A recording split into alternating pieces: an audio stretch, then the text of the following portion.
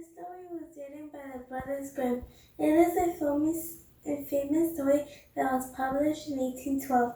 Alright, here we go. Once upon a time, there was a little girl who lived in a village near the forest. Whenever she went out, the little girl wore a Red Riding Cloak.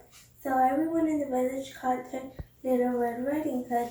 One morning, Little Red Riding Hood asked her mother, "Mother, can I go visit grandmother?" her mother thought this was a very good idea, so they packed a nice basket for Little Red Riding Hood to take to her grandmother. But when the basket was ready, the little girl put on her red cloak and kissed her mother goodbye. "Bye, Mother." Her mother reminded her to go straight to Grandma's house. Don't play along the way, and please don't talk to strangers, she said. The woods are dangerous. "Don't worry, Mother. I'll be safe." But when Little Red Riding Hood noticed some lovely flowers in the woods, she forgot her promise. Oh, what flower. What a nice flower. I should get it for my grandmother. This is such a beautiful day. Suddenly, a wolf appeared beside her. "What are you doing over here, little girl?" "Oh, I'm just on my way to my grandmother's house in the forest near the brook. It's getting kind of late. Excuse me."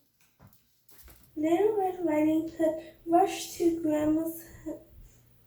The wolf, in the meantime, took a shortcut, arrived at Grandma's house, and knocked lightly at the door. The wolf let himself in. Poor Granny did not have time to say another word before the wolf gobbled her up. I am pretty sleepy. Maybe I should put on a nightingale and wait for that little girl. A few minutes later, Red Riding Hood knocked on the door. The wolf jumped into bed and pulled the covers over his nose. "Who is it?" "It's Little Red Riding Hood." "Oh, how lovely. Come in, my dear." When Little Red Riding Hood entered the little cottage, she could scarcely recognize her grandmother. "Grandma, your voice sounds a little odd. Is everything all right?" "Oh, it's just the cold." "Grandma, what big ears you have." "The better to hear you with, my dear." "What big eyes you have." "The better to see you with, my dear."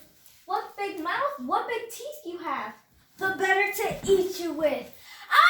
Someone help, please!" The wolf roared and jumped out the bed and began to chase the little girl. She ran across the room and out the door. The woodsman, who was chopping logs nearby, heard her cry and ran towards the cottage as fast as he could. He grabbed the wolf and made him spit the poor grandmother. The woodsman knocked out the wolf and carried him deep into the forest, where he wouldn't bother people any longer. Little Red Riding Hood and her grandmother had a nice lunch and a long chat. The end. The end.